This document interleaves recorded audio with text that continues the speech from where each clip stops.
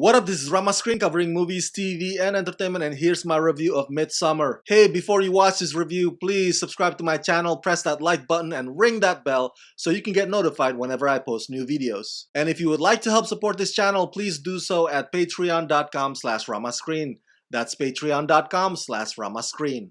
Let's rock this. Man, I am hugely disappointed by this movie. I was actually looking forward to it because I freaking admired writer-director Ari Aster's last year's masterpiece, Hereditary, because that one essentially gave me what most other horror films up to that point were often flaky or unreliable about, which was, it actually scared the living daylight out of me. But Midsommar, unfortunately, is a case of a product not performing as advertised. For whatever reason, the movie goes for comedic and repulsive with a pointless story and a band of detestable characters. Listen, I enjoy a good horror comedy once in a while just as much as the next guy. But the way it plays out in Midsommar is like you're on this unrewarding journey that goes nowhere. Starring Florence Pugh as Danny and Jack Renner as Christian, they are a young American couple whose relationship is on the brink of falling apart, and that situation gets exacerbated by a massive tragedy that befalls Danny's family, which absolutely devastates her. A grieving Danny then invites herself to join Christian and his friends on a trip to a once-in-a-lifetime midsummer festival in a remote Swedish village. What begins as a carefree summer holiday in a land of eternal sunshine eventually turns sinister when the villagers compel the guests to partake in some of their rather mysterious rituals that lead to lethal consequences. Maybe years from now, I will be known as the only person on Earth to have not liked this movie at all. But you know what?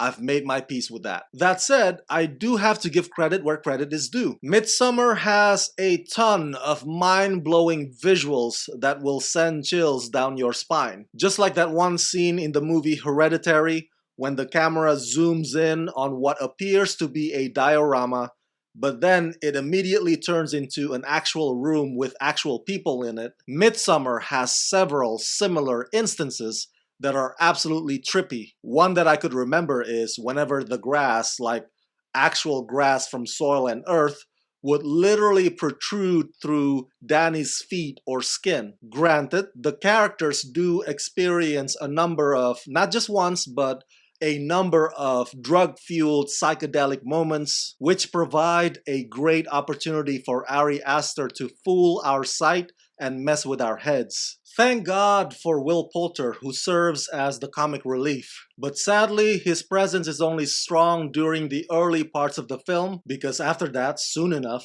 it's as if Ari Aster just doesn't know what to do with Will's character anymore. The cinematography by Ari's go-to DP, Pavel Pogorzelski, makes full use of the wide open, brightly, naturally lit spaces, where it feels like the camera can roam free to give you the most interesting cinematic viewpoints. Usually, when you think of a cult settlement, you immediately think of Jonestown or that David Koresh's compound, where the brainwashed folks don't bathe for days and the women don't shave their armpits and legs. Well, that's not the case here with Midsommar. Sure, the village gives you that approach with caution vibe, but there's much of it that also seems welcoming. The place is bizarre and yet so serene. So from that perspective, I think you can find some things that you can appreciate about Midsommar. But overall, I still think that Midsommar was a waste of my 2 hours and 20 minutes. Not to mention it is so excruciatingly predictable. I mean, what scenario do you think would happen